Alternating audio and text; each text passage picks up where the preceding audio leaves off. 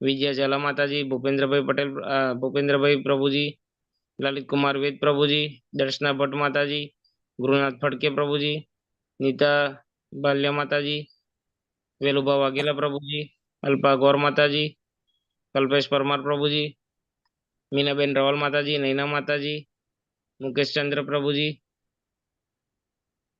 मीमांसा पाठक माताजी, चंद्रिका परमार माताजी અને મૌલી યાદવ માતાજી. હરે કૃષ્ણ પ્રભુજી. 57 હતા ટોટલ. હરે કૃષ્ણ. ધન્યવાદ પ્રભુ તમારી સેવા માટે અનુગ્રહ યજ્ઞમાં જોડાયેલા બધા જ ભક્તોનું હૃદયપૂર્વક અભિવાદન છે. ગઈકાલે પ્રભુ કયા કયા લીધા હતા? 38, 39 ને 40. 37 to 40. Okay.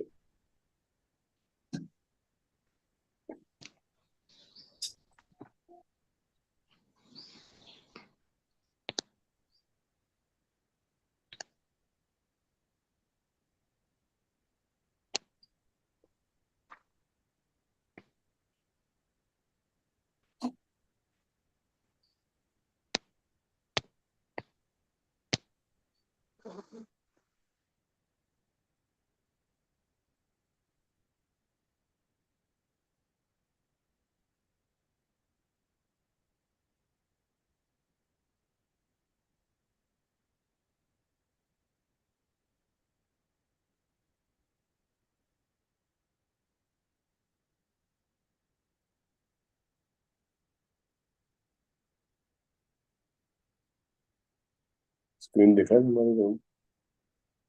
Yes Prabhu ji. Yes प्रभु जी. हाँ. 41 में આવ્યો પ્રભુ जी.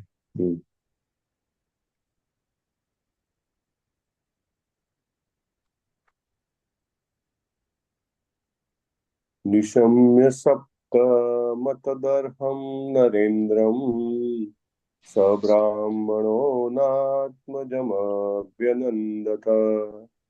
निशम्य सप्तमतदर्हं नरेन्द्रं सब्राह्मणो नात्मजमभ्यनन्दत.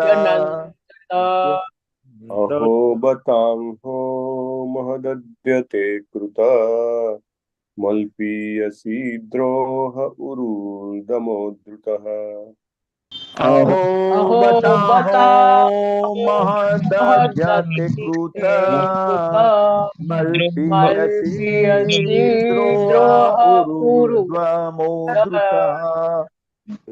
निशम्य सप्तमतदर्हं नरेन्द्रं सब्राह्मणो नात्मजमभ्यनन्दत. निशम्य सप्तमतदर्हं नरेन्द्रं सब्राह्मणो नात्मजमभ्यनन्दत.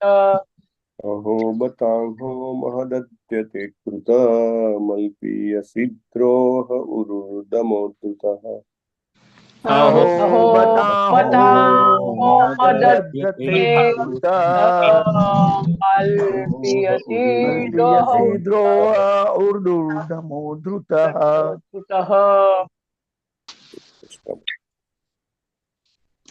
प्रभु जी will start now. पर हमारा एक वक्त चेंज करવું પડશે. निशम्य सप्तमतदर्हं नरेन्द्रं सब्राह्मणो नात्मजमभ्यनन्दत्. निशम्य सप्त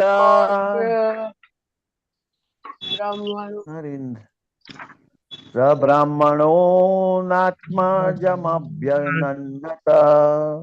अहो बतांहो महदद्यते कृत मल्पीयसी द्रोह उरुदमोद्धृतः. अहो बताहो महदद्यते कृत मल्पीयसी द्रोह उरुदमोद्धृतः.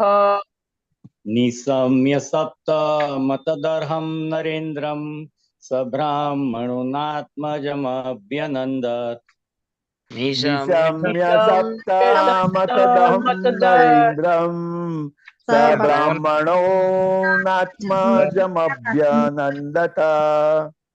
अहो बतामहो महदद्यते कृत मल्पीयसी द्रोह उरुर्दमो धृतः अहो बतामहो महदद्यते कृत मल्पीयसी द्रोह उरुदमो धृता निशम्य सप्तामतदहं नरेन्द्रं स ब्राह्मणो नात्मजबनन्दत निशम्य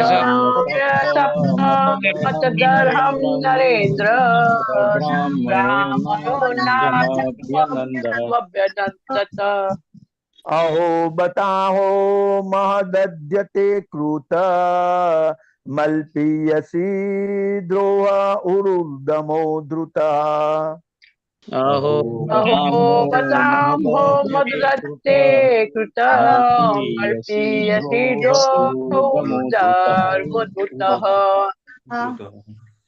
निशम्य शब्दमतदर्ह नरेन्द्रं स ब्राह्मणो नात्मजनभ्यनन्दत् निशम्य सप्तामतदहं सप्तामतदर्हं नरेन्द्रं नरेन्द्र ब्राह्मणो स्वब्राह्मणो नात्मजबभ्यनन्दत नामभ्यनन्दत अहो बहान्तो महदृद्यते कृत अल्पीयसी द्रोह उरुर्धमो धृतः अहो बताहो महदद्यते कृत मल्पीयसी मल्पीयसी द्रोह उरुदमो निशाम्य सप्तमतदर्ह नरेन्द्रं स ब्राह्मणो नात्मजमभ्यनन्दत् निशम्य सप्तमतदहं मतदर्हं नरेन्द्रं नरेन्द्रं स ब्राह्मणो ब्राह्मणो नात्मजमभ्यनन्दत नामभ्यनन्दत अहो बताहो महदद्यते कृत मल्पीयसी द्रोरुर्दमो धृतः अहो अहो बताहो महदद्यते कृत कृत मल्पीयसी मल्पीयसी द्रोहुर्दमो धृता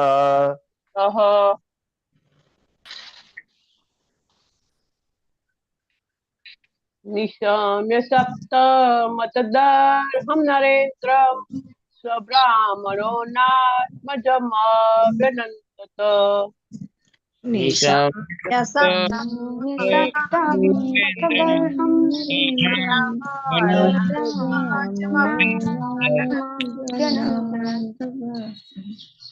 अहो बताम्भो मददत्ति कृतमल्पीयसि द्रोहौरुदमुमद्रुतः अहो बताहो महदद्यते मल्पीयसी द्रोहुरुर्दमो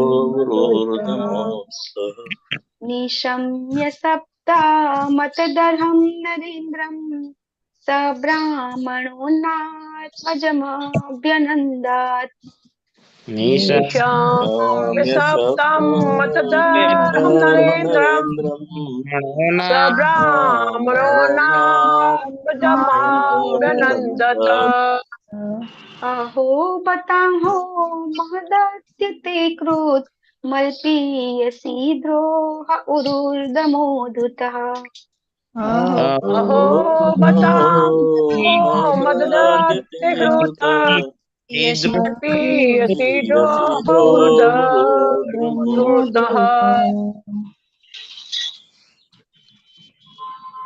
निशम्य सप्तामतदहं नरेन्द्रं स ब्राह्मणो नात्मजमभ्यनन्दत् निशम्य सप्तमतदर्हं नरेन्द्रं नरेन्द्रं ब्राह्मणो ब्राह्मणो नात्मजमभ्यनन्दत् नात्मजमभ्यनन्दत ओ बतानो महदात्य कृत मल्पीयसी द्रोह उरुर्दमो धृतः अहो बताहो मददकृत मल्पीयसि द्रोणमुद्रतः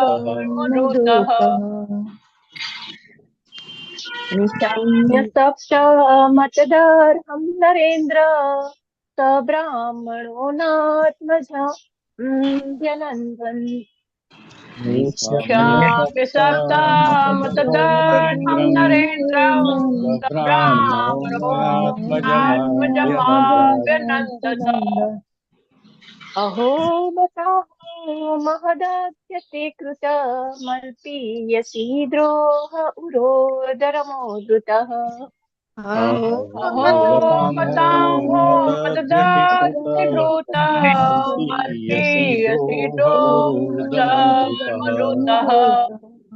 निशाम्य सप्तामतदर्हं नरेन्द्रं स ब्राह्मणो नात्मजमाभ्यनन्दत् निशम्य शब्दा मतदर्हं नरेन्द्र स ब्राह्मणो नात्मजमाभ्यनन्दत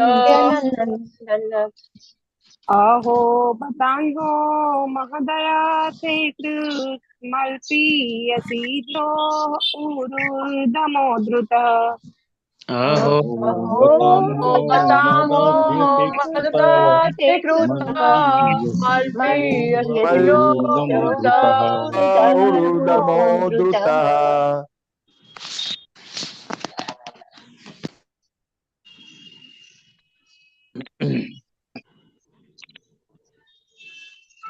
શબ્દાર્થ લેશું આપણે.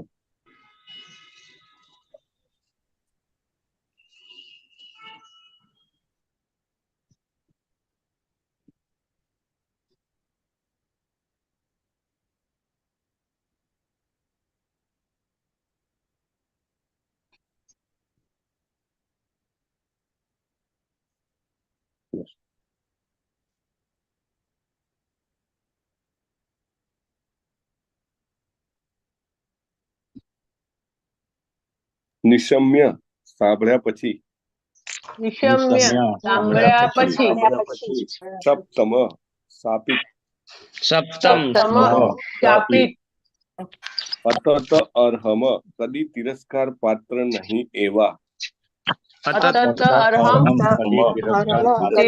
પાત્ર નહીં એવા નરેન્દ્રમ રાજાને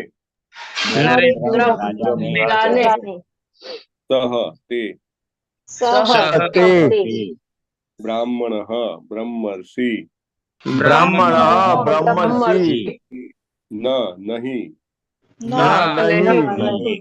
આત્મજમ પોતાના પુત્રને આત્મજમ પોતાના પુત્રને અભ્યનંદત અભિનંદન આપ્યા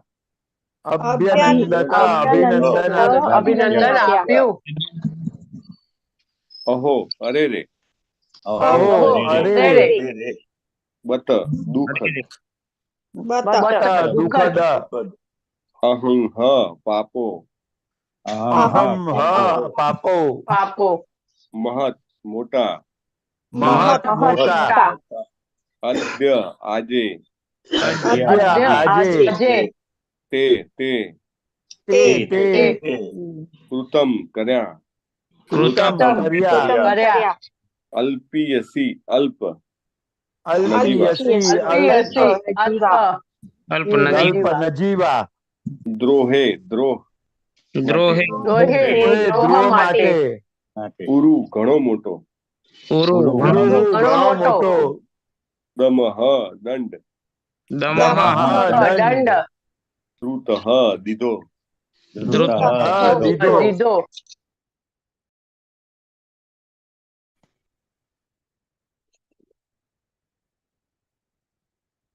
પછી 42 આવશે રાઈટ.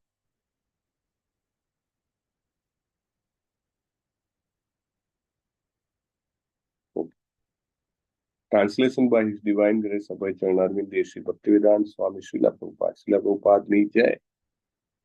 પિતાએ પુત્ર પાસેથી સાંભળ્યું કે તેણે રાજાને શાપ આપ્યો હતો. એ રાજા સર્વ મનુષ્યોમાં શ્રેષ્ઠ રાજા હતો, તેથી કદી ધિક્કારને પાત્ર ન હતો. ઋષિએ પોતાના પુત્રને અભિનંદન ના આપ્યા. એથી ઉલટું એ આમ કહીને પસ્તાવો કરવા લાગ્યા, અરે રે, મારા પુત્રે કેવું મહાપાપનું કાર્ય કર્યું છે. તેણે નજીવા ગુનાનો ભારે દંડ દીધો છે.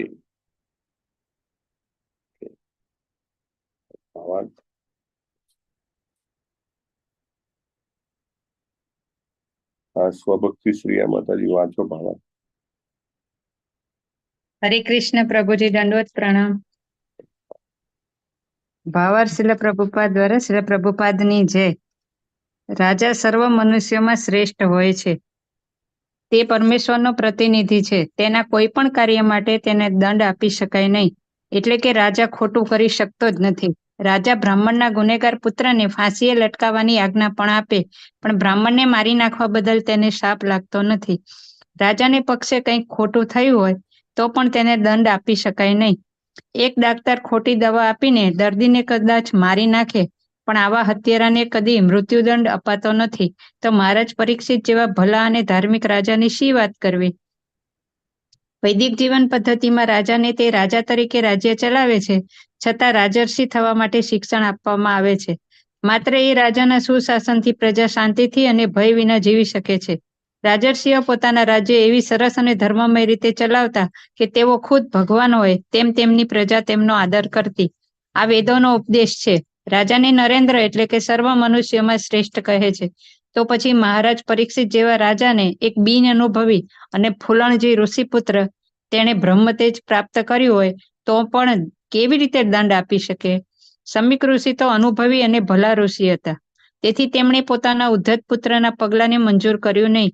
તેમના પુત્રે જે કંઈ કર્યું હતું તેને માટે તેઓ શોક કરવા લાગ્યા. સામાન્ય નિયમ મુજબ રાજા શાપની ક્ષેત્ર મર્યાદાથી પર હતો, અને મહારાજ પરીક્ષિત જેવા ભલા રાજાનું તો કહેવું શું. રાજાનો ગુનો તદ્દન નજીવો હતો, અને તેને મૃત્યુદંડ આપવો તે ખરેખર શૃંગી માટે મહાપાપ હતું. તેથી સમીક ઋષિને આખી ઘટનાનું ખૂબ દુઃખ થયું. હરે કૃષ્ણ પ્રભુજી, દંડવત પ્રણામ. હરે કૃષ્ણ. ધન્યવાદ માતાજી. ઓમ જ્ઞાનતિમિરાંતસ્ય જ્ઞાનાંજન શલાખ્યા ચક્ષુરુન્મિલિતમ યેન તસ્મૈ શ્રી ગુરુવે નમઃ.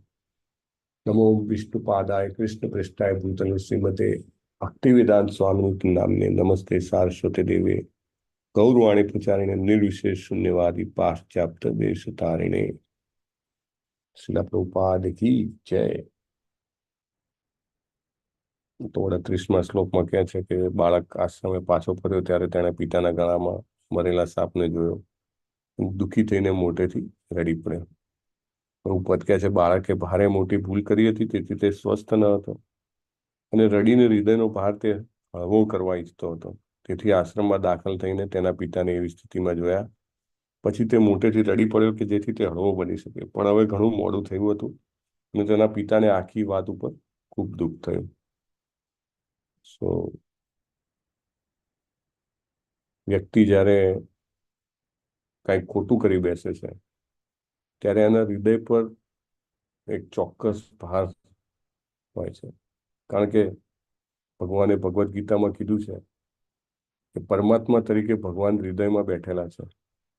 અને આપણે પેલું ચિત્ર પણ જોઈએ છે. બે પક્ષી હોય છે. એક પક્ષી ફળ ખાતું હોય છે અને એક પક્ષી એ ખાવાવાળા પક્ષીને જોઈ રહ્યું હોય છે. રાઈટ? જે ફળ ખાતું હોય છે કયું પક્ષી છે? જીવાત્મા. આપણા જેવા જીવાત્મા પોતે. રાઈટ?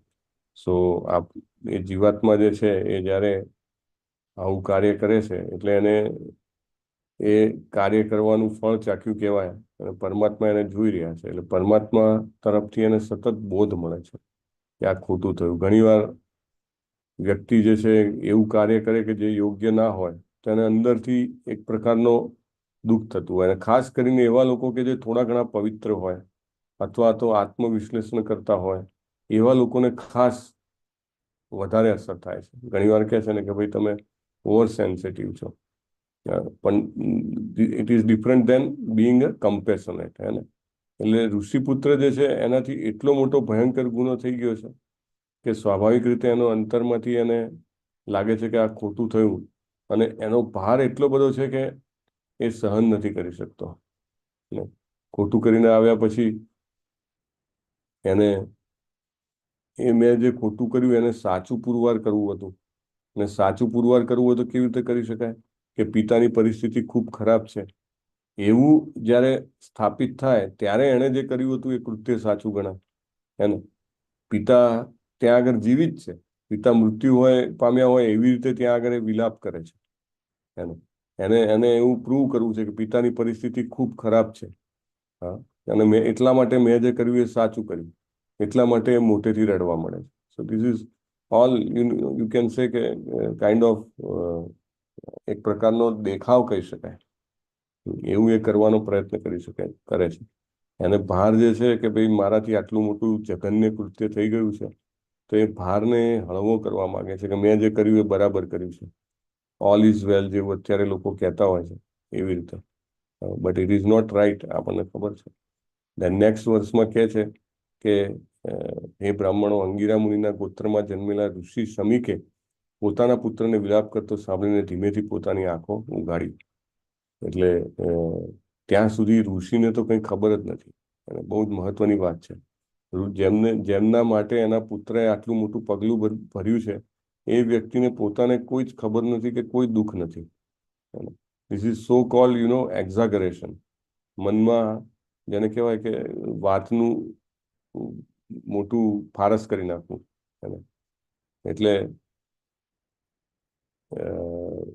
શમીક ઋષિ હજી પણ ધ્યાનમાં છે અને માત્ર ને માત્ર પોતાના પુત્રના અવાજથી એમને આંખો ખોલી છે. જ્યારે પરીક્ષિત મહારાજ ત્યાં આવ્યા તો પરીક્ષિત મહારાજે બિલકુલ અવાજ નથી કર્યો.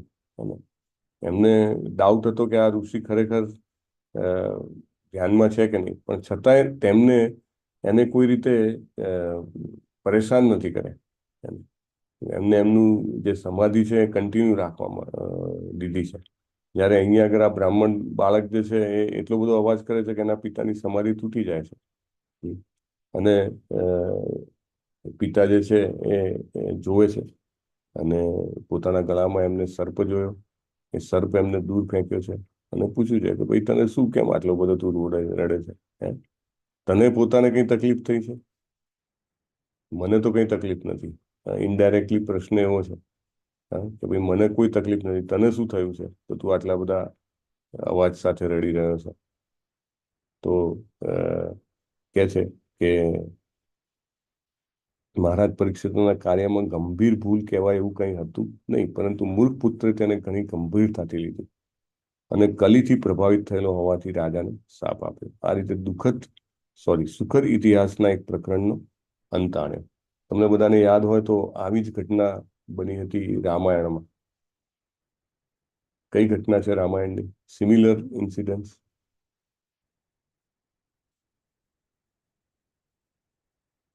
જ્યારે ભરતજી પોતાના દશરથ રાજાને પેલા 2 વરદાન માંગ્યા તે ઘટના પ્રભુજી. યસ. પછી એને બહુ દુઃખ થયું. ના, એમને દુઃખ નથી થતું. એકચ્યુઅલી એમને દુઃખ પછી થાય છે. પહેલા ભરતજી આવીને એમને કહે છે, જેવી રીતે અહીંયા આગળ શમીક મુનિ જે છે એ એના પુત્રને કહે છે, શ્રીંગીને, કે જે આ કર્યું એ ખોટું છે. તેવી રીતે ભરતજી પોતાની માતાને કહે છે અને કે તને તારા મનમાં આવું તે મોટું મોટું ચડાયેલું કેવી રીતે વિચારી લીધું કે રામ રાજા બનશે અને મારા પુત્રને અન્યાય થશે અને મારો પુત્ર જે છે હંમેશા એમનો દાસ બની રહેશે? હું તો એમ પણ એમનો દાસ છું. આજ તો જીવનની મોટામાં મોટી ચરિતાર્થતા છે. એમ કરીને એની માતા જે છે કૈકેયીને ખૂબ ઉગ્ર શબ્દોમાં જેને કહેવાય કે વખોડી કાઢે છે. આ બહુ જ ખોટું કર્યું છે. આમ જોવા જાવ તો કૈકેયીને એવું લાગે છે કે મેં તો મારા પુત્ર માટે સામ્રાજ્ય માગી લીધું અને એમાં પણ કંઈ આડખીલી ના થાય એટલે 14 વર્ષનો વનવાસ માગી લીધો રામજી માટે. હા, તો મેં બધું ફેવરેબલ કર્યું છે. સેમ અહીંયા આગળ જે શ્રીંગી છે, શ્રીંગીને એવું કહેવું હોય છે એના પિતાને કે જુઓ, તમારું આ અપમાન કર્યું અને અપમાનનો મેં કેવો સરસ બદલો લીધો છે. અને રાજાને મેં એમ કહેવાય કે જેવી રીતે શ્રીરામજીને વનવાસ આપ્યો તો રાજાને મેં શરીરમાંથી બહાર કાઢી મૂકવાનું આખું શ્રાપ આપી દીધો છે. એને દેહ ત્યાગ કરવો પડે એટલો જબરજસ્ત શ્રાપ આપ્યો છે. પણ જેવી રીતે ભરતજી કૈકેયીજીને બિલકુલ સ્વીકારતા નથી, તેવી જ રીતે અહીંયા આગળ શમીક મુનિ પણ શ્રીંગીના શબ્દોને બિલકુલ સ્વીકારતા નથી.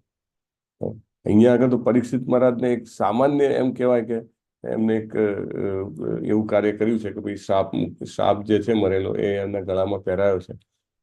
અને પ્રભુપાદ લખે છે કે રાજા જે છે સર્વ મનુષ્યોમાં શ્રેષ્ઠ રાજા હતો. નરોત્તમ, નરેન્દ્ર એવા શબ્દો આપેલા છે એમના માટે. અને નરોમાં શ્રેષ્ઠ, the best person. Best person કોને કહેવાય? કે જેને પોતાની સાચી પરિસ્થિતિનું ભાન હોય અને સર્વશ્રેષ્ઠ વ્યક્તિ કહેવાય. આપણી સાચી પરિસ્થિતિ છે શ્રી કૃષ્ણના દાસ હોવું. અને રાજા જે છે હંમેશા એ જ રીતે વિચારે હતો એ શ્રી કૃષ્ણનો દાસ છે. Humbler than the grass and tolerant than the tree. ત્રિણાદપી સુનિચેન તરોરપી સહિષ્ણુતા. અને he was so kind person. એટલા બધા મહાન હતા. એટલે રાજા જે છે એ મનુષ્યોમાં શ્રેષ્ઠ શબ્દ વાપર્યો છે પ્રભુપાદે, Narendra. Very very important word. અને પ્રભુપાદ લખે છે કે રાજા એમ પણ સર્વ મનુષ્યોમાં શ્રેષ્ઠ જ હોય છે. બેસ્ટ હોય એ જ લીડર બને અને પરમેશ્વરનો પ્રતિનિધિ કહેવાય છે. ભગવાન ભગવદ્ ગીતામાં કહે છે કે મનુષ્યોમાં રાજા હું છું. જે એમની વિભૂતિઓ કહે છે 10મા અધ્યાયમાં, ત્યારે બહુ જ ક્લિયરલી કહે છે કે મનુષ્યોમાં રાજા હું છું, નૃપ હું છું. Is my representative. અને કૃષ્ણના રિપ્રેઝેન્ટેટિવ ગણવામાં આવે છે રાજાને. અને હી ઇઝ નોટ પનિશેબલ. એને કોઈ પણ દંડ ના આપી શકાય. જે નિયમો બનાવવામાં આવે છે, નિયમો સામાન્ય જનતાને ખોટું કરતા અટકાવવા માટે બનાવવામાં આવે છે, જેથી એમની અધોગતિ ના થાય. એવું નહીં કે કંઈક અલ્ટેરિયર મોટિવ છે, એમાં કોઈ ખોટું નથી. એવું કહે છે ને કે રાજ્ય જ્યારે અથવા રાજા જ્યારે ફાંસીની પણ સજા આપે ત્યારે જેને સજા આપે છે એના ફેવરમાં હોય છે, કારણ કે એને ફરીથી બીજા જન્મમાં વ્યાજ સાથે ભોગવવું ના પડે. જે કંઈ પણ ખોટું કાર્ય કર્યું હોય એનું પણ ઇન્ટરેસ્ટ લાગે, જેવી રીતે મૂડીનું વ્યાજ લાગે એવી રીતે. તો એના સારા માટે એને સજા કરવામાં આવે છે. એટલા માટે આ બધા નીતિ નિયમો કાયદાઓ બનાવવામાં આવે છે, બરાબર. પણ પ્રભુપાદ કહે છે રાજા ખોટું નથી કરી શકતો, કારણ કે એની ટ્રેનિંગ એવી રીતે હોય છે. He is train like that. એટલે રાજાને ક્યારેય શ્રાપ નથી લાગતો. પ્રભુપાદ બીજું એક એક્ઝામ્પલ આપે છે કે જજ જે છે, જજ જ્યારે ઓર્ડર આપે તો એમના ઓર્ડરથી કોઈ વ્યક્તિને અબજો રૂપિયાની સંપત્તિ મળી જાય કે ભાઈ આ સંપત્તિ આની છે, એવો ઓર્ડર આપે તો એને કોઈને અબજો રૂપિયાની સંપત્તિ મળી જાય. અને બીજું એક ઉદાહરણ છે કે ભાઈ જજ પોતે એવો ચુકાદો આપે કે ફલાણી વ્યક્તિને ફાંસીએ લટકાવી દો, તો એ વ્યક્તિના તો પ્રાણ જાય. તો નથી એને પેલી સંપત્તિ મળવાનું પુણ્ય મળતું, આપવાનું પુણ્ય મળતું, કે કોઈને મૃત્યુદંડ આપવાનું પાપ લાગતું. જજ જે છે એ પોતાની ડ્યુટી કરી રહ્યો છે અને એને કોઈ જ પ્રકારનું એનાથી અસર થતી નથી. એકચ્યુઅલી રાજાની લાઈફ આપણે પહેલા પણ ડિસ્કસ કર્યું છે. પહેલાના જે રાજાઓ હતા એને રાજર્ષિ કીધા છે. ઇમમ રાજર્ષયો વિદુ, ભગવાને કીધું છે ભગવદ્ ગીતામાં કે આ રાજાઓ ઋષિ જેવા હતા અને એટલા માટે એમને આ ભગવદ્ ગીતાનું જ્ઞાન હતું. So they were very pious people. આપણી તો કલ્પનામાં જ ના આવે. આપણે જે રાજાઓ વિશે સાંભળ્યું છે, વાંચ્યું છે, મોટે ભાગે આપણા કલયુગના રાજાઓ, એમાં પણ કોક સારા છે, બાકી મોટા ભાગના જે છે પોતાની સત્તા અને સંપત્તિનો પોતાના ભોગવિલાસ માટે ઉપયોગ કરવા વાળા હોય છે. બાકી એકચ્યુઅલી રાજા જે છે એ રાજા પોતાના જીવનને સમર્પિત જીવતો હોય છે અને એની એકમાત્ર મહત્વાકાંક્ષા એવી હોય છે કે પ્રત્યેક જીવ જે મારો નાગરિક છે, મારા રાજ્યનો, તે પ્રત્યેક જીવ ભગવદ્ધામ પાછો જાય એના માટે જે કંઈ પણ કરવું પડે તે હું કરીશ. અને પોતાના જીવનમાં પણ એ સેક્રિફાઈસ, બલિદાન આપવા તૈયાર હોય છે.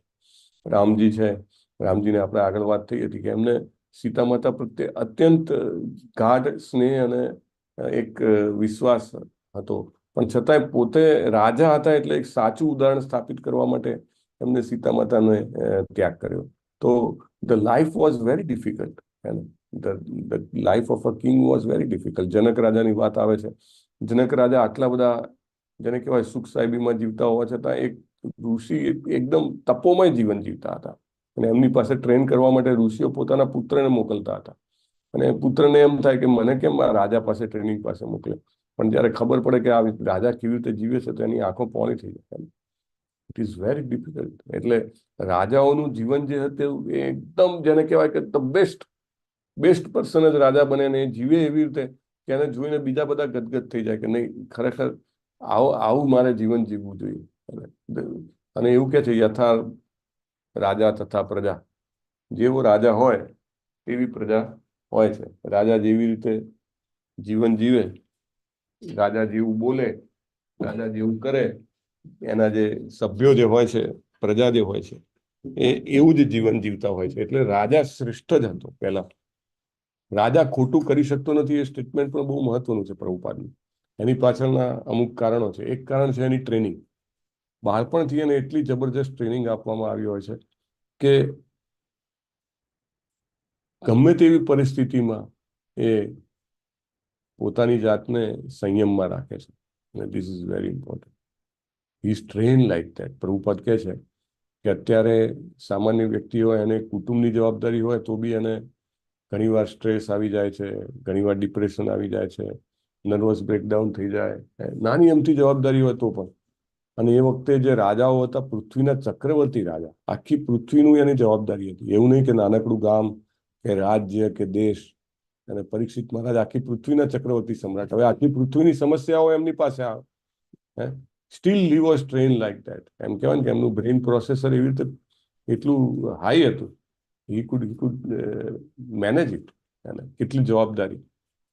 એટલા માટે એક તો ટ્રેનિંગ હોવાના કારણે ખોટું ન કરી શકે. બીજું કે નીતિ અને ચારિત્રમાં એક ખૂબ ઉચ્ચતમ જીવન જીવતા હોય. એમનું કેરેક્ટર જે છે ખૂબ હાઈ હોય, ધ બેસ્ટ. એમ કહેવાય નરેન્દ્ર શબ્દ કોના માટે વાપરે? નરોમાં ઇન્દ્ર, અથવા તો best out of the humans. એટલે એનું ચારિત્ર કે કેરેક્ટર એટલું હાઈ હોય કે પોતાને ગમે તેટલી તકલીફ પડે પણ બીજાને આંચ ના આવવા દે. તૃણાદપી સુની છે અને તરોરપી સહિષ્ણુના છે. પરફેક્ટ એટલે they live like that. He doesn't do. બીજું જ્યારે ત્રીજી પોઈન્ટ કે એનું જીવન જે છે આખું બલિદાનનું જીવન હોય, સેક્રિફાઈસ. એના માઇન્ડમાં બાળપણથી જેને એમ કહેવાય ને કે નાખવામાં આવ્યું હોય કે ભાઈ તારું જીવન જે છે તારા માટે નથી, તારું જીવન આ બધા જે નગરજનો છે એના માટે છે. You have to leave for them. અત્યારે રાજાઓ કે નેતાઓ શું કહે કે મારા માટે પ્રાણ આપો, પણ ત્યારે જે રાજાઓ હતા તે પોતાનું જીવન પ્રજા માટે જીવતા હતા. તો આ ત્રણ કારણોના કારણે એવું કહેવાતું હતું કે રાજા કદી ખોટું કરી શકતો નથી. જેના ઇન્ટેન્ટ સાચા હોય, જેની ભાવના સારી હોય, એનાથી ક્યારેક બાહ્ય દ્રષ્ટિએ એવું લાગે કે આ ખોટું થઈ ગયું, છતાં એની ભાવના સાચી હોય એટલા માટે એનું ખોટું ગણવામાં આવતું નથી. ઇન્ટેન્ટ્સ આર વેરી બિનાઇન. હવે આખું જીવન જ્યારે પરીક્ષિત મહારાજ માત્ર ને માત્ર પ્રજા માટે જીવતા હોય ત્યારે સ્વાભાવિક છે કે નાનું અમથું કૃત્ય એમનું ખોટું ગણવામાં આવતું નથી. પ્રભુપાદ કહે છે બ્રાહ્મણ ગુનેગાર પુત્રને રાજા ફાંસી લટકાવવાની આજ્ઞા પણ આપે, પણ બ્રાહ્મણને મારી નાખવા બદલ તેને શાપ લાગતો નથી. Very important. કઈ ગુનેગાર હોય ગમે તેવો મહાન હોય, પણ if he is to be punished, he is to be punished. અને પનિશમેન્ટ જે છે એના ભલા માટે છે, એવી આપણે વાત થઈ. તો એટલા માટે રાજાને ક્યાંય એને દંડ લાગે નહીં અને એને પનિશ કરી શકાય નહીં. લોકો આનો ઊંધો અર્થ લઈ લે કે જે સત્તામાં હોય, જેની પાસે પાવર હોય એને કશું નહીં કરવાનું. એવું કે જેની લાઠી એની ભેંસ, અથવા તો બળવાન હોય એને કોઈ દોષ ના હોય, બલવાન કોનો દોષ કોસાય. પણ એવું નથી. એકચ્યુઅલી એવું છે કે એની ટ્રેનિંગ એવી થઈ છે. બીજું એ નીતિ અને ચારિત્રમાં સર્વશ્રેષ્ઠ છે. અને ત્રીજું એ એનું જીવન માત્ર બલિદાન આપીને જીવે છે કે બીજા માટે જીવે છે. એટલે એના ઇન્ટેન્ટમાં કોઈ જ આંચ નથી. અને એની ભાવના જે છે એકદમ ક્લિયર છે. હવે આગળ કે છે રાજાના પક્ષે કંઈ ખોટું થયું હોય તો પણ એને દંડ આપી શકાય નહીં. એટલું એનું જીવન જે છે એ એકદમ ડિવોટેડ રહેતું હતું. એક ડાક્ટર ખોટી દવા આપીને દર્દીને કદાચ મારી પણ નાખે, પણ આવા હત્યારાને કદી મૃત્યુદંડ અપાતો નથી. Another example, very very important example. અને ગમે તે કંઈ ખોટું થાય ડોક્ટરથી તો એને કંઈ ડેથ પેનલ્ટી ના આપે. બહુ તો એનું લાયસન્સ રદ કરે કે બહુ તો એને કંઈક એના પૈસા આપવાનું કે કોર્ટ એને કે ભાઈ આ નુકસાન થયું છે તો તમે એને ભરપાઈ કરો.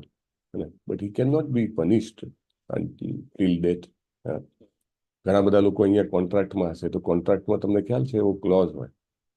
મોટા મોટા કોન્ટ્રાક્ટ અપાતા હોય ને, સમજો કે મોટું બિલ્ડિંગ બનાવવાનું છે, અથવા મોટો હાઈવે બનાવવાનો છે, અથવા કોઈ મોટું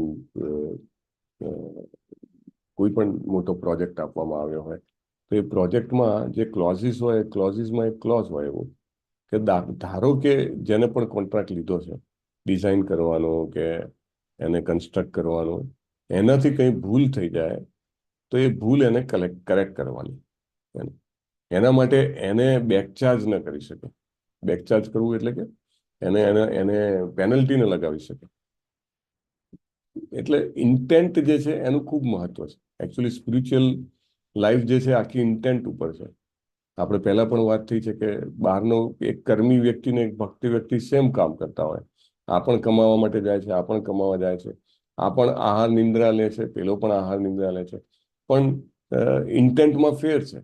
જે વ્યક્તિ ભક્ત છે એ કમાવા જાય છે, એને એવું છે કે ભાઈ કૃષ્ણએ આપેલી જવાબદારી માટે હું કમાવા જઉં છું અને એ જે વધે એમાંથી હું કૃષ્ણની સેવા કરીશ. રાઈટ. આહાર લે છે, ખાય છે સામાન્ય વ્યક્તિ શેના માટે? તો કે ભાઈ પોતાના જીભના ટેસ્ટને પૂરો કરવા માટે. અરે હવે આ ખાઈશું, હવે આ ખાઈશું, હવે આ ખાઈશું. રાઈટ. ભક્તો હોય છે કૃષ્ણ પ્રસાદ, ભગવાનનો પ્રસાદ છે, એને સન્માન આપવા માટે મારે ગ્રહણ કરવું જોઈએ અને ભગવાને જે શરીર આપ્યું છે એને ટકાવવા માટે ગ્રહણ કરવું જોઈએ. ઇન્ટેન્ટમાં ફેર છે. ખાય છે બંને જણા, સમજો કે બંને જણા પકવાન ખાઈ રહ્યા હોય, પણ ઇન્ટેન્ટમાં ફેર હોવાથી કૃષ્ણ એને બહુ જ અલગ રીતે લે છે. રાઈટ. ભક્ત ભગવાનને બહુ પ્રિય થાય છે. નિંદ્રા કરવી પડે તો શેના માટે કરવી પડે? કે ભાઈ આ શરીર આપ્યું છે, જ્યાં સુધી આ શરીરમાં છે ત્યાં સુધી નિંદ્રા લેવી પડશે, નહીં ચાલે. મે બી Krishna one day gives a spiritual body and then I need not to sleep. Then 24/7 I can be in a service of Krishna. Right. But then એ રીતે જ્યારે કરે છે ત્યારે એના ઇન્ટેન્ટમાં ફેર હોવાને કારણે એની નિંદ્રા યોગ નિંદ્રા ગણાય છે. એનો આહાર જે છે ભગવાનની મોટામાં મોટી સેવા ગણાય છે. રાઈટ. એ જ્યારે કંઈ પણ ભોજન ગ્રહણ કરે છે ત્યારે એના ફેવરમાં જાય છે. જ્યારે બીજી વ્યક્તિ ભોજન ગ્રહણ કરે છે એની અગેન્સ્ટમાં જાય છે. કારણ કે પેલી ઇમ્પ્રેશન્સ જે છે ટેસ્ટ ગ્રેટિફિકેશનની, એ ઇમ્પ્રેશન જે છે એ વધે ને વધવા મળે છે. ફરીથી એ ખાવા માટે જન્મ લેવો પડે. Right. So that is a very basic difference. અને એટલે ઇન્ટેન્ટ ઇઝ વેરી ઇમ્પોર્ટન્ટ. એટલે પ્રભુપાદ કહે છે કે ડોક્ટર જે છે, ડોક્ટરનો ઇન્ટેન્ટ શું છે? દર્દીને સાજો કરવો છે. બરાબર. એટલે જાણી જોઈને ખોટી દવા નથી આપતો. પણ ધારો કે ભૂલથી એનાલિસિસ ખોટું થઈ ગયું કે આ રોગ નહીં પેલો રોગ છે અને ખોટા રોગની દવા આપવાથી દર્દીને સમજો કે પ્રાણ ખોવા પડે, તો પણ ઇન્ટેન્ટ સાચો હોવાના કારણે ડોક્ટરને પ્રાણ ખોવાની સજા આપી શકાતી નથી. આખી this complete game is a game of intent. અને બહુ જ મહત્વનું છે આ પોઈન્ટ આપણે સમજવું.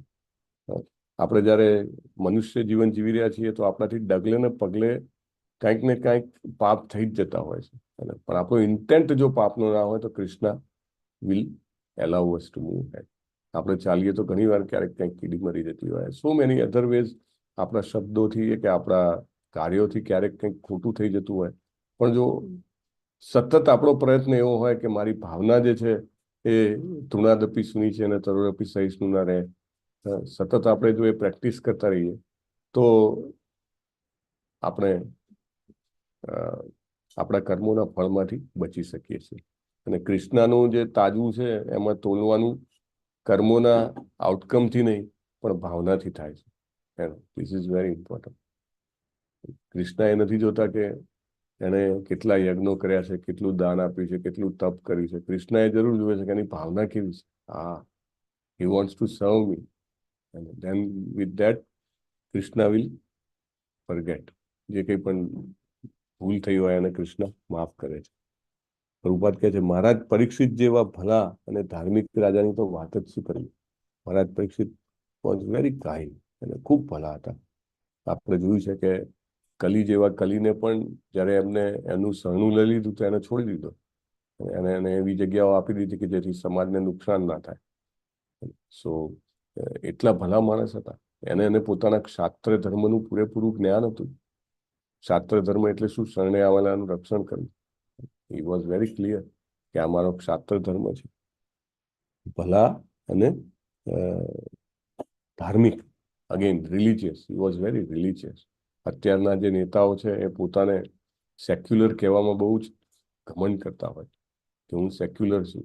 સેક્યુલર એટલે કે બિન સાંપ્રદાયિક. ધર્મ અને સંપ્રદાય જે છે એ બે વચ્ચેની ભેદ જ નથી સમજતા. એમને એવું લાગે છે કે ભાઈ ધાર્મિક કહેવાથી લોકો મને એક સાઈડ નો સમજી લે, પણ પરીક્ષિત મહારાજ વોઝ વેરી ક્લિયર કે ભાઈ ધર્મ શું છે અને નાગરિકોએ જરૂર ધર્મનું પાલન કરવું જોઈએ. ધર્મની વ્યાખ્યા શું આપી છે ભાગવતમમાં? શું વ્યાખ્યા છે ધર્મની? હા, ધર્મમ તુ સાક્ષાત ભગવત પ્રણીત.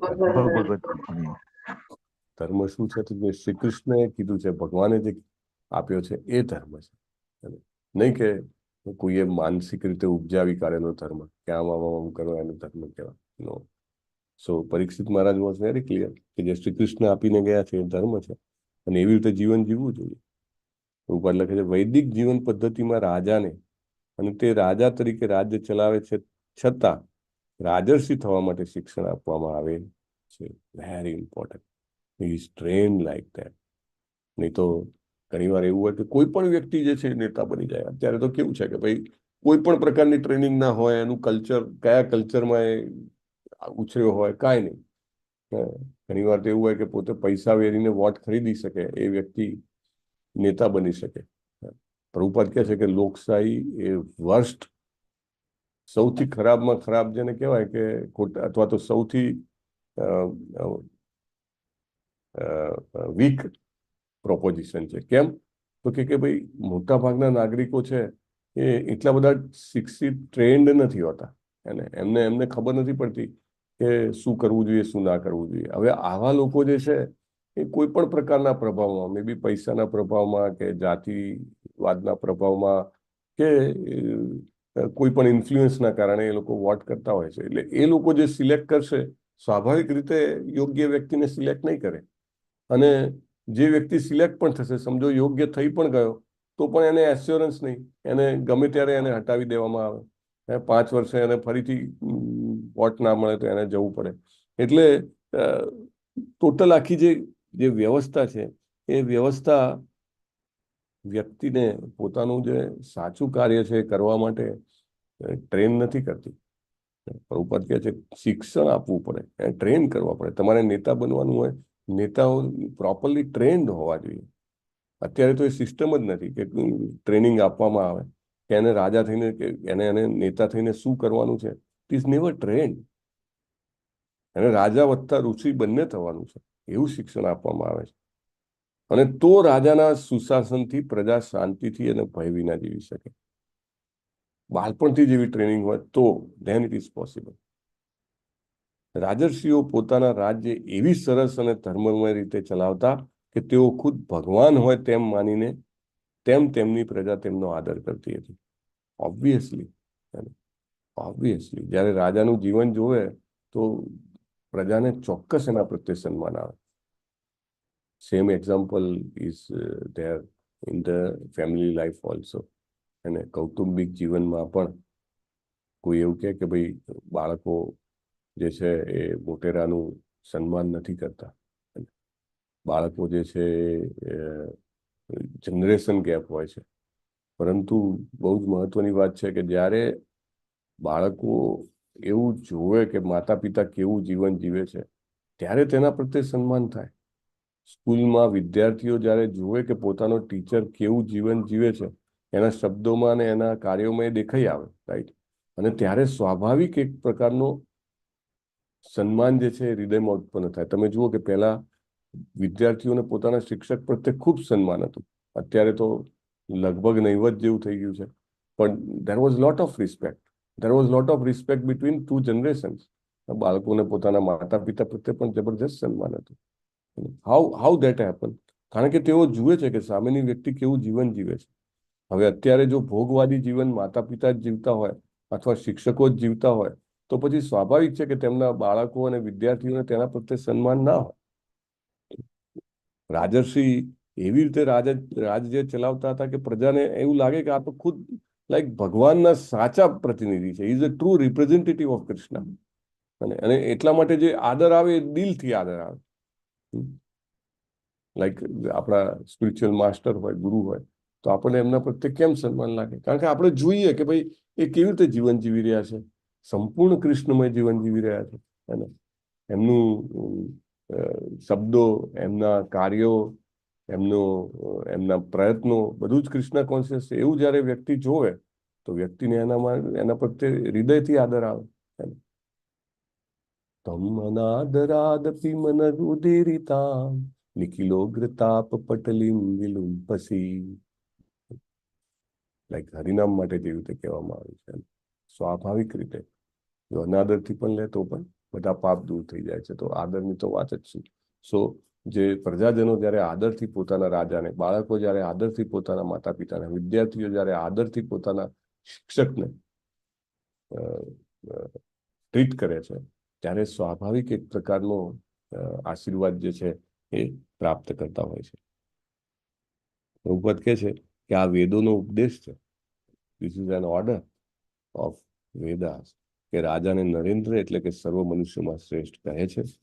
અને પછી પરીક્ષિત મહારાજ જેવા રાજાને એક બિનઅનુભવી ફૂલણજી ઋષિપુત્ર, કેવો જબરદસ્ત શબ્દ વાપરે છે, ફૂલણજી ઋષિપુત્ર, તેને બ્રહ્મતેજ પ્રાપ્ત કર્યું હોય તો પણ કેવી રીતે દંડ આપી શકે? ક્વેશ્ચન છે, ના આપી શકે. રેટોરિક ક્વેશ્ચન, શક્ય જ નથી. It's not be punished like that. એની પાસે બ્રહ્મતેજ છે એટલે શ્રાપ આપવા માટે શક્તિશાળી બન્યો છે. આજકાલ તો કોઈની પાસે બ્રહ્મતેજ હોતું નથી. And nobody can curse another. પહેલા આપણે જયારે આ ભાગવતમના પૃષ્ઠમાં ઘણા બધા જગ્યાએ વરદાન અને શ્રાપ જોશું, અને એ ઉપરાંત પણ વેદોમાં અનેક જગ્યાએ આવી ઘટનાઓ બનતી હોય તો લોકોને એવું લાગે કે ભાઈ આ જેને ખરેખર શ્રદ્ધાનો વિકાસ ના થયો એને એવું લાગે કે આ તો ખાલી પોકળ વાતો છે. એવું કેવી રીતે બને કે કોઈ વ્યક્તિને કંઈ પણ કહે ને એ વસ્તુ સાચું બની જાય? કેવી રીતે બને? એવું તો કંઈ હોતું હશે. કારણ કે આપણે શક્તિનો અનુભવ જ નથી કર્યો. જેવી રીતે આપણે પહેલા પણ વાત થઈ છે, ભાગવતમમાં આગળ આવશે કે દૂધનો સાગર છે. કોઈ કે દૂધનો તો સાગર હોતો હશે કોઈ દિવસ. દૂધનો સાગર ક્યાંથી હોય? પણ આપણે ત્યાં સુધી પહોંચ્યા નથી. આપણું સાયન્સ હજી એટલું ડેવલપ નથી થયું. પણ ઇટ ઇઝ અ ફેક્ટ. એટલે શાસ્ત્રમાં જેને શ્રદ્ધા આવે ધીરે ધીરે સત્યને સ્વીકારતા થઈ જાય એકદમ દ્રઢ રીતે કે yes this is a fact. એવી રીતે વ્યક્તિ જે છે એ બ્રહ્મતેજને પણ સ્વીકાર કરે. ઋષિઓ ઘણીવાર શ્રાપ આપતા હતા તો બધા આપણને બધાને આશ્ચર્ય થાય કે એવું કેવી રીતે બને, પણ ઇટ ઇઝ પોસિબલ. એટલે આ જે બાળક જે છે શૃંગી, એને બ્રહ્મતેજ પ્રાપ્ત કર્યું છે, એ શ્રાપ આપે એટલો શક્તિશાળી બન્યો છે, પણ છતાંય એને જે કંઈ પણ કૃત્ય કર્યું એ યોગ્ય નથી. શમીક ઋષિ તો અનુભવી અને ભલા ઋષિ હતા. હવે એના ફાધરના કેરેક્ટર વિશે કહે છે. અને પિતા તો જે છે, ઘણી વાર આપણે જોયું છે, પિતા જે છે ખૂબ ગુણવાન હોય અને પુત્ર જે છે એનાથી વિરુદ્ધ હોય છે. ઘણી વાર આપણે જોયું છે તો કે એના પુત્રએ જે કંઈ પણ કર્યું એનો એમને શોક થાય છે. they repent for that. પોતાના બાહ્ય રીતે પોતાના ભલા માટે કર્યું હોય છતાં પણ એને દુઃખ થાય છે. ભરતજી કેટલું રડે છે કે મારી માં કઈ કેટલી મોટી ભૂલ કરી. એને ખૂબ દુઃખ અનુભવે છે. આખું રાજ્ય છોડીને અયોધ્યાની બહાર જોઈને ઝાડની નીચે રહેવાનું ચાલુ કરે છે કે મારા ભાઈ જેવી રીતે ત્યાં વનમાં રહે છે ઝૂંપડીમાં, એવી રીતે હું રહીશ. અને શ્રીરામજીની પાદુકાઓનું સ્થાપન કરે છે અને એમના એક ફોલોઅર તરીકે રાજ્ય ચલાવે છે. લાઈક ધેટ શમી કૃષ્ણને ખૂબ દુઃખ થાય છે. He did not approve. પુત્રના પગલાને એમને મંજૂર નથી કર્યું અને શોક કરવા માંડે. અને સામાન્ય નિયમ મુજબ રાજા શાપની મર્યાદા, ક્ષેત્ર મર્યાદાથી પર હતો. મહારાજ પરીક્ષિત જેવા ભલા રાજાનું તો કહેવું જ શું. રાજાનો ગુનો તદ્દન નજીવો હતો અને મૃત્યુદંડ આપવો એ મહાપાપ હતું. મહાપાપ, one of the greatest sin. Shamik ઋષિને આખી ઘટનાનું ખૂબ દુઃખ થયું. હવે એમના કેરેક્ટરનું પિતાને ખૂબ દુઃખ થયું છે. Discuss it further tomorrow. વાંછા કલ્પતરુભ્યશ્ચ કૃપા સિંધુભ્યૈવ ચ પતિતાનામ પાવનેભ્યો વૈષ્ણવેભ્યો નમો નમઃ. અનંત કોટિ વૈષ્ણવવૃંદ કી જય. શિલા પ્રભુપાદ કી જય. ગ્રંથરાજ શ્રીમદ ભાગવતમ કી જય. સદગુરુ દેવ કી જય. હરે હરે કૃષ્ણ હરે કૃષ્ણ કૃષ્ણ કૃષ્ણ હરે હરે હરે રામ હરે રામ રામ રામ હરે હરે. હરે કૃષ્ણ પ્રભુજી દંડવત પ્રણામ. પ્રભુજી દંડવત પ્રણામ. હરે કૃષ્ણ પ્રભુજી દંડવત પ્રણામ. સમરીશ પ્રભુજી. સંજય માંગરોળિયા પ્રભુજીએ સુદામા સેવા કરેલી છે. આપણે બધા સાથે મળીને પ્રાર્થના કરીશું કે સંજય માંગરોળિયા પ્રભુએ ભગવાન શ્રી કૃષ્ણના ચરણ કમળોમાં નૈષ્ઠિકી ભક્તિભરી પ્રેમમય સેવા પ્રાપ્ત થાય અને પોતાના જીવનને તેઓ ભગવત ભક્તિમય કરીને સફળ કરી શકે. આપણે હરે કૃષ્ણ મહામંત્ર બોલશું તેના માટે. હરે હરે કૃષ્ણ હરે કૃષ્ણ કૃષ્ણ કૃષ્ણ હરે હરે હરે રામ હરે રામ રામ રામ હરે હરે.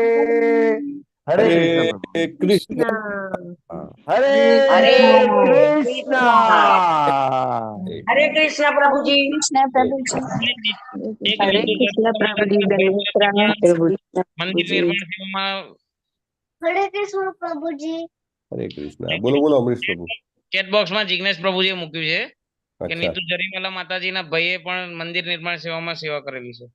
અચ્છા, તો આપણે નીતુ જરીવાલા માતાજીના ભાઈ માટે પણ એક વખત હરે કૃષ્ણ મહામંત્ર બોલશું. હરે હરે કૃષ્ણ હરે કૃષ્ણ કૃષ્ણ કૃષ્ણ હરે હરે હરે રામ હરે રામ રામ રામ હરે હરે. હરે કૃષ્ણ.